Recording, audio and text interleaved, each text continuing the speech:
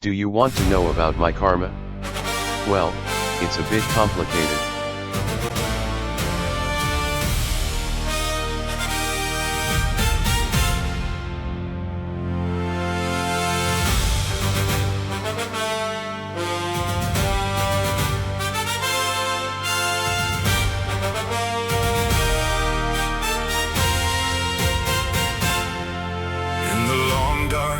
Before the maps were named, when fire was law and the hills had no king, destiny put a spear in his hand and called him by a name no tongue now keeps.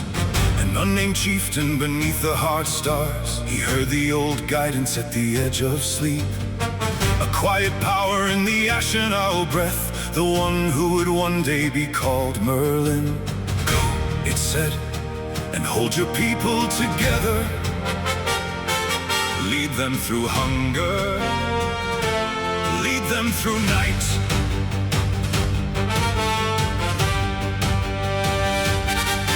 Then the wheel turned and he woke as Arthur, with Merlin at his shoulder, grave and wise, to build a kingdom from oath and mercy, to crown right higher than the fist of might. Not for gold, not for boast, not for bright conquest, but for a realm where the weak might stand unharmed. And when Camlan took the red from the field, his blood went cold and his sight ran far. He saw winter white as broken bone, a frozen camp at a place called Valley Forge. Men with split hands and thin coats holding on for a future they could not yet imagine. Keep faith, he breathed, the fire will cross the sea. Again the wheel, and now he was Washington, with Merlin returned in Franklin's weathered grin. Sparks in the lens, a kite in a storm, and a new nation trembling into shape. He stood through hunger, frost and insult, through crossing scraps and borrowed powder smoke, and by endurance made a people possible. He did not rule by terror or inheritance. He held the line until the line became a home. From river to river, from pine to harbor, he built a republic out of stubborn mourning and destiny stern. As a judge said, good, this is the road, keep walking it forward.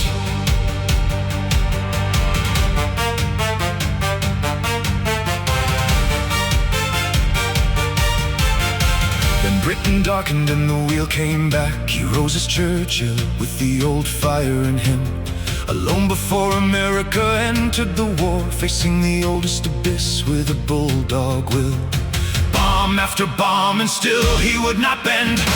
He held the door against the beast of ruin, and every word he set in the air was a match struck in a blackened hall. He stood for the island, for the continent, for the long chance that night could still be beaten, while destiny watched from behind the curtain and nodded once at the stubborn human heart.